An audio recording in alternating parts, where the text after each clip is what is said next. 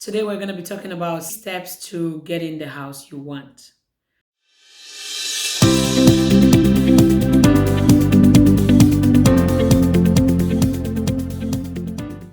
Hi everybody, welcome to my channel. My name is Solange Mba. I am a realtor with KW Realty based out here in the city of Minneapolis in Minnesota.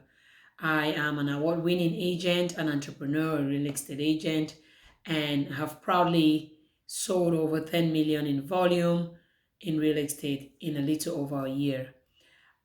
Today we're going to be talking about steps to getting a house that you want. First and first, you want to be able to get a pre-approval. Getting to get a house that you want, you need to be able to know what exactly the lenders or the loan officers would pre-approve you into getting a house. That process is called pre-approval. This is a process whereby you would have to talk with a bank or a loan officer through their link, submit an application online, um, usually asking them to review and give you information as to whether or not you qualify to buy a home. There are a few things that you will need to note when you start thinking about buying a home, especially when going towards the pre-approval step. The very first thing would be your credit score. You would have to work ahead of time to make sure that your credit score is in good standing before you get to a point where you want to start looking for an approval to buy a house. We have been able to see people that didn't know anything about credit score or were not really taking care of their credit score, and it came a time where they just thought, oh no, you know what, I am making a good income, I want to buy my home now. And then all of a sudden their credit is poor, and guess what, they are not able to buy at that particular time because maybe their credit is right down there. It's not in the range where the lenders are looking for in order to give them a pre-approval. So you would have to nurture your credit score and make sure that you are in good standing with all your bills, credit cards, and any outstanding past credit card debts or issues with collections that you might have on your credit report. The second thing will be for you to save money for your down payment. In order to qualify for a loan, there is supposed to be basically a portion of down payment that is paid by the buyer. And so each time you go asking for money, hey, I want you to pre-approve me for the process of buying a house, a lot of times the lenders will ask you, how exactly do you want to pay for your down payment? Are you already having those funds in checking or savings, or are you still working to, save those funds? And if that is the case, how much are you looking to put down? Typically, if you are using an FHA loan, you're typically required to do a 3.5% down as opposed to a 3% if your loan is going to be a conventional loan. So keep in mind two things when trying to get a home. You would need to get a good credit score, and that should be somewhere around the 620 range upward.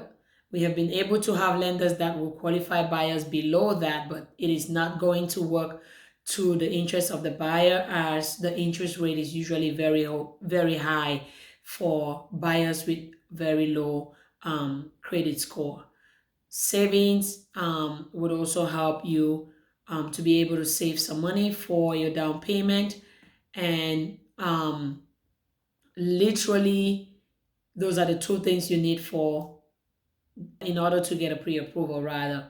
And then on the document side, as per what the lenders would be requiring you, we would do that in another video. I'm going to have to make a video as to all the documents that are usually required by a lender to be able to review your finances and income to make sure that you qualify for a loan. Comment below with any questions of any other video types that you would want me to shoot, and I'll be glad to do them.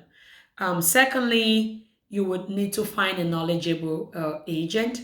After you get your pre-approval, you will need to find a real estate agent. We are so much in the market whereby we have more buyers coming towards the real estate agents before even getting information as to how they can get their finance. So it is okay if you actually meet step two before going to step one. I have tons of buyers that have come to me before even thinking about, oh, so now what? How do I get through the finance? And I just get to educate them and tell them, hey, this is what is needed. So if you are in that scenario, do not worry. Your agent should be able to tell you exactly what is needed before you can proceed. Your agent should also be very knowledgeable in the area that you're purchasing, as this helps very strongly with your negotiation of the purchase. Your agent should be knowledgeable with the market, what is coming on the market, what has been on the market, and also what cities you are interested in purchasing your home. Some of these things your agent will be able to walk you through the process. Once you meet an agent, you would have to um, go through what is called the buyer's representation process. I will do another video on a buyer's representation appointment and how it is done and everything that is covered in that session in another video. Okay, our next step will be step three. It would be beginning to shop. So once you meet a knowledgeable agent who knows the market and also have taken your criteria, some of the things that you would like to have in your home, taking note of your price point, the range, what you want to pay in mortgage. Hey, because I say this all the time.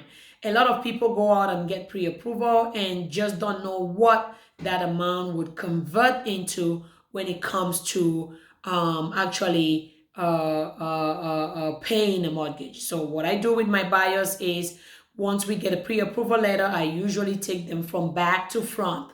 That is analyzing what amount of house they would buy from how much they would be paying in mortgage. And so we try to get a comfortable range as to what they would want to pay in mortgage. And that is the range that we set on our criteria for the search on.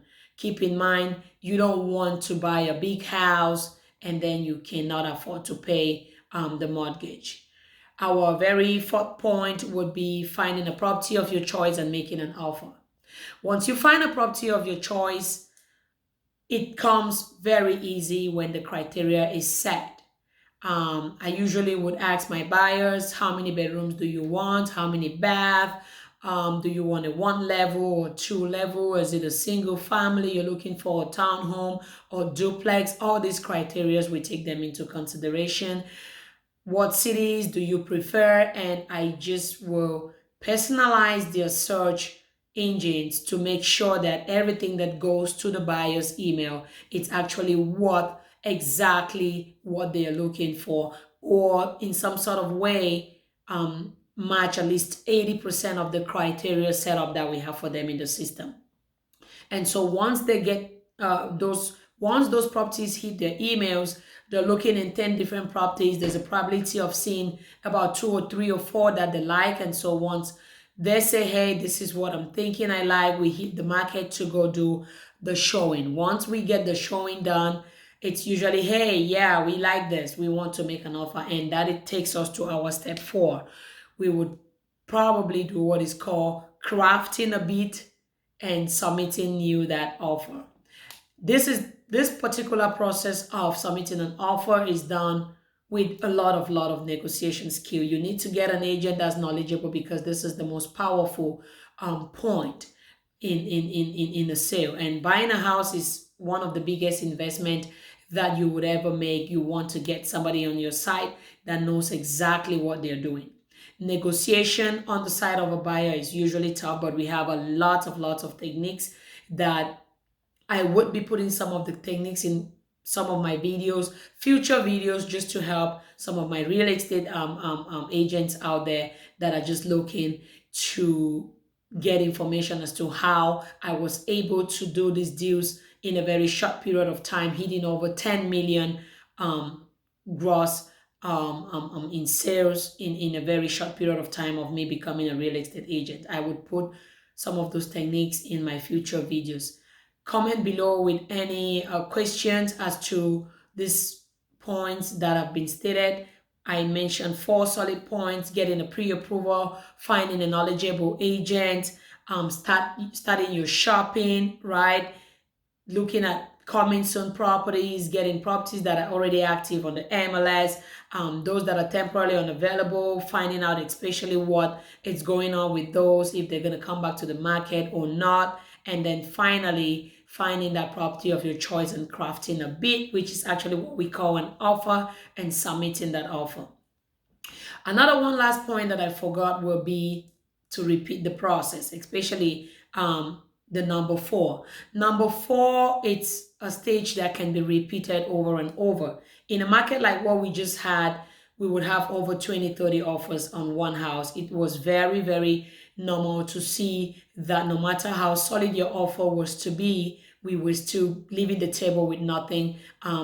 Lots of buyers needed to put about 4, 5, 6 times worth of offer before actually getting one accepted. So if you find yourself in a situation like that, there's nothing wrong that your agent is doing. It's just the market.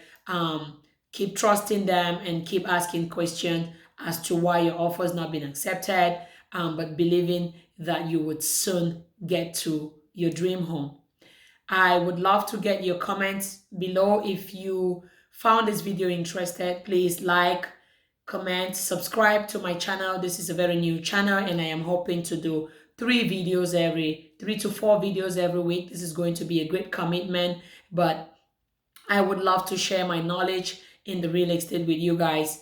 Until then, I'll see you in my next video. Thanks. Have a wonderful day.